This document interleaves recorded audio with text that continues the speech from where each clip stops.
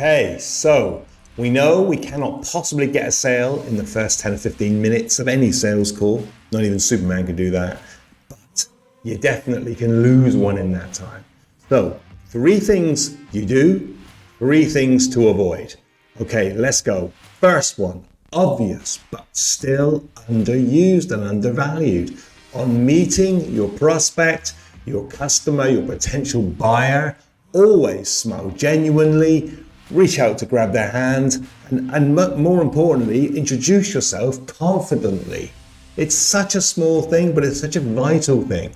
If you only have 9 seconds to get attention here, to retain their maximum attention, let's go in there smiling, straight in the eyes, handshake, introduce yourself confidently. That's number 1. Number 2, always take a look around for some common ground that you and your potential buyer share. Now, this could be a hobby. You could see golf clubs there. If you're a golfer, the car might have been a vintage car. They might have a great garden. There might be a travel postcard or something on the wall where you've also visited. But what you're looking for there is some common ground to start an empathy bridge building little time where you actually are going to have stuff in common. Psychology has proven beyond so many reports have come out now where they've analyzed what makes the human be attracted or feel warmth towards another human. Well, guess what? We all prefer people who remind us of ourselves. That's been in countless reports. I've seen a Harvard report, I've seen a Cambridge University report. That's proven now. So if we know that, and we've got this small window opportunity here to get on the right side and get them to perceive us in certain ways, i.e. trustworthy, it's not a bad place to be if it's something they think you're similar to themselves. So look for some common ground. Try and build your empathy bridge where you share an interest. Never make it up and fake it. But if there is something there which you also is one of your hobbies or one of your passions, then always start a conversation about it. You know, you're there. They want to enjoy this call. You're not there to just sit down and start business straight away. So find a common interest if at all possible. It's a huge tick. And especially in that first few minutes where you're trying to get them the perceptions they're going to make of you, you want to be the best possible. And of course, what are they doing at this time? They're evidence gathering. They're looking for clues about your personality. Is this person trustworthy? Well, it's a big help if you share a common interest. Therefore, they realize that that you are similar type characters. That's a huge tick. That's number 2.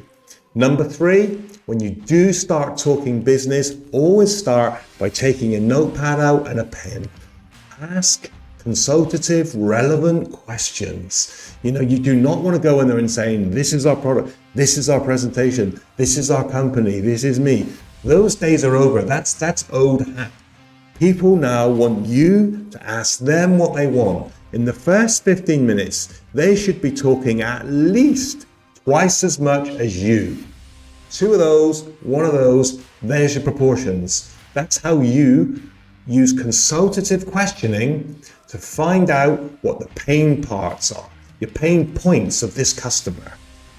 Great questions, not just any old questions. Questions like, sir, so if you had a genie pop up and they could solve this problem for you, what would that look like? What would be your dream outcome? And also, obviously, what's the biggest problem you're having at the moment?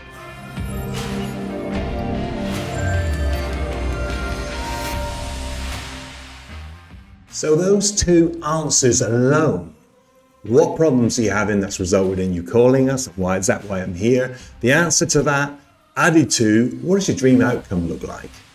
There's the evidence. That's the clues you're looking for to sell to this customer. They're giving you this info now free. Why? Because you asked for it. And remember, jot down the answers. There's the evidence you need. There's the boxes you need to tick. When you come to doing your product presentation, you're not doing a product presentation, you're problem solving. It's benefits. The benefits of our product or our service are, I think we can really help you with your problem. that leads in and it meshes together. But if you don't ask those questions, if you go in and just pitch what you've got, what you offer, you don't even know if that's going to solve their problem. So crucial, those 3 things, bang, that's your starting point. Right, now let's get into 3 things you must avoid. These are traps to falling, right? Number 1, never ever talk price too early in any sales call. It'll never end well. Even a rough approximate, if you get that customer who's nagging you, you're pestering him, what is it roughly then? As soon as you give a number, this call's dead. It's over. He'll look at his watch. He's got what he wanted, and some people they're after the price before the justification for it, for all the evidence you're going to give them as to why it's a great deal. If you mention a price too early, it's over. Now, it can be tricky when a customer is sort of going for it, but you have to deflect it. You have to deflect it and just say, look, can we just put price to one side for a moment? Let me tell you about this. Price is coming up shortly. Don't worry. We'll come to that bit, and I think you're going to be pleased when we get there. But if I just finish this, then I'll move on to that, then we'll get to price. Don't do it too early. It'll kill your appointment. It'll kill your chances of getting the deal, because you'll never get to the bits where you justify your offering to them. Okay, so that's number 1, avoid at all costs. Number 2, never start a conversation about politics, religion, or today, in the autumn of 2021, COVID-19. Everyone has different, there's 2 sides to every argument in all of those things. Religion, there's lots more. So never ever bring them up. The only caveat I would put in there, particularly with COVID, it seems to be a black and white thing. Some people are that way, some people are that way. If your customer wants to talk about it and starts talking about it, and he has the same viewpoint as you, then it can be used as an empathy bridge builder, and there's going to be common ground there. Some people are so passionate in that argument right now that if you are on the same side as their beliefs and you have the same opinions about things, then fantastic. Use it, but never bring it up. Never bring it up. Never bring up religion. Certainly never get into a conversation about that. And politics, exactly the same. Again, if they do and they're quite passionate about this, with the exception of religion, then there is a potential there for a bit of empathy bridge building where you're exactly the same there. That's slightly different, but never ever bring up any of those 3 topics. There's no upside to bringing them up. There's only huge downside, and that's going to lose you the deal before you even get started. So that's number 2, vital. You don't do that. Number 3, never guess when a customer asks you a particular question or query relating to your offering, your product or your service. Never guess the answer. Never try and be, especially sometimes I've seen this with people I've trained, and it's been going so well, this presentation, everything's gone great. And then they get asked the question, they just sort of wing it. Don't do that. Don't be that guy.